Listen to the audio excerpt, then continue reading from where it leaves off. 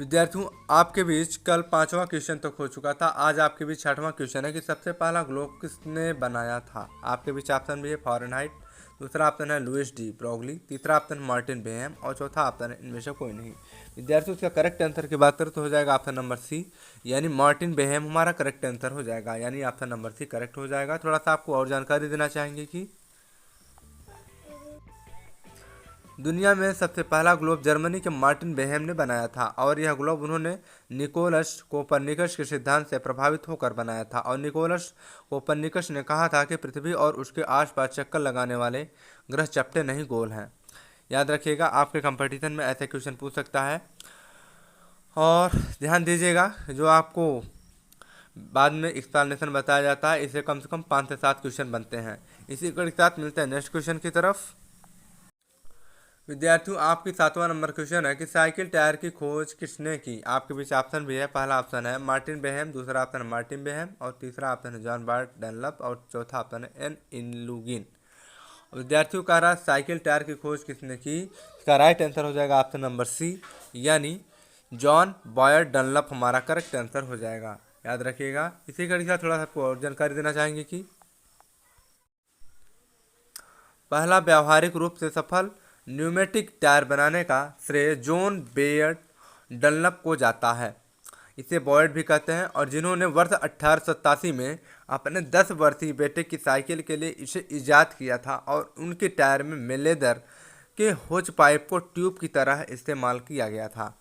याद रखिएगा, लेदर की तरह आपसे कई क्वेश्चन बन सकते हैं।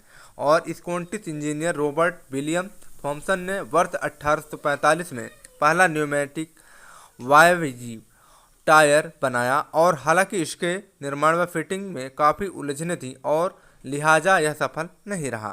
विद्यार्थियों, इसी कड़ी के साथ मिलते हैं नेक्स्ट क्वेश्चन की तरफ। विद्यार्थियों, आपके 8वां नंबर क्वेश्चन है कि किसने की थी वैष्णो देवी की प्राकृतिक गुफा की खोज।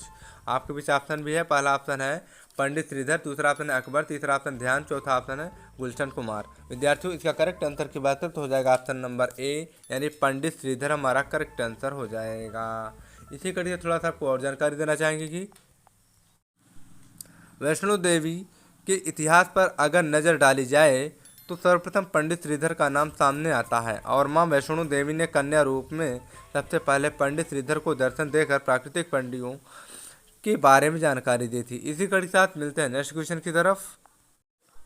विद्यार्थियों, आपके 9वां नंबर क्वेश्चन काले क्षेत्र यानी ब्लैक होल का सिद्धांत किसके द्वारा खोजा गया। आपके बीच ऑप्शन भी है। पहला ऑप्शन है सीवी रमन, दूसरा ऑप्शन है एच जे भाभा और तीसरा ऑप्शन है एस चंद्रशेखर, चौथा ऑप्शन है हरिगोविंद खुराना। विद्यार्थियों का रहा काले क्षेत्र यानी ब्लैक होल का सिद्धांत किसके द्वारा खोजा गया। इसका करेक्ट आंसर की बात करें तो हो जाएगा ऑप्शन नंबर सी, यानी एस चंद्रशेखर हमारा करेक्ट आंसर हो जाएगा। ठीक है। इसी कड़ी से थोड़ा सा आपको और जानकारी देना चाहेंगे कि ब्लैक होल के सिद्धांत को एस चंद्रशेखर ने प्रतिपादित किया था, और सामान्य सापेक्षता यानी जनरल रिलेटिविटी में एक ब्लैक होल ऐसी खगोलीय वस्तु होती है जिसके गुरुत्वाकर्षण क्षेत्र इतना शक्तिशाली होता है कि प्रकाश सहित कुछ भी इसके खिंचाव से बच नहीं रह सकता। और ब्लैक होल के चारों ओर एक सीमा होती है जिसे घटना यानी क्षितिज कहा जाता है। इसमें वस्तुएं गिर तो सकती हैं परंतु बाहर कुछ भी नहीं आ सकता। इसे ब्लैक होल यानी ब्लैक रियलिटी यानी ये कह सकते हैं कि सापेक्षता जो रिलेटिविटी होती है उसके लिए ब्लैक होल इसलिए कहा जाता है। इसी के साथ मिलते हैं नेक्स्ट क्वेश्चन, लास्ट क्वेश्चन और मोस्ट क्वेश्चन की तरफ। विद्यार्थियों, आपके 10वां नंबर क्वेश्चन की हड़प्पा की खोज किसने की। आपके बीच ऑप्शन भी है। पहला ऑप्शन है दयाराम साहनी ने, दूसरा ऑप्शन है राखाल दास बनर्जी, तीसरा ऑप्शन है एम वत्स ने और चौथा ऑप्शन है अन्य ने। विद्यार्थियों, इसका करेक्ट आंसर की बात करें तो हो जाएगा ऑप्शन नंबर ए, यानी दयाराम साहनी ने हमारा करेक्ट आंसर हो जाएगा। इसी कड़ी का थोड़ा सा आपको और जानकारी देना चाहेंगे कि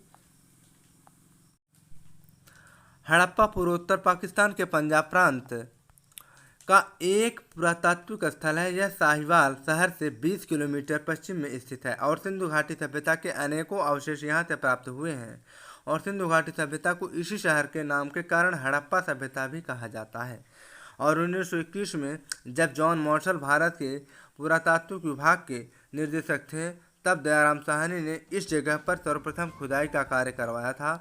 और दयाराम साहनी के अलावा माधव स्वरूप व मार्टिमर व्हीलर ने भी खुदाई का कार्य किया था और हड़प्पा शहर का अधिकांश भाग रेलवे लाइन निर्माण के कारण नष्ट हो गया था। ठीक है, आपको इसमें करीबन 5 क्वेश्चन फंस सकते हैं और हर कंपटीशन के लिए क्वालिफाई क्वेश्चन है।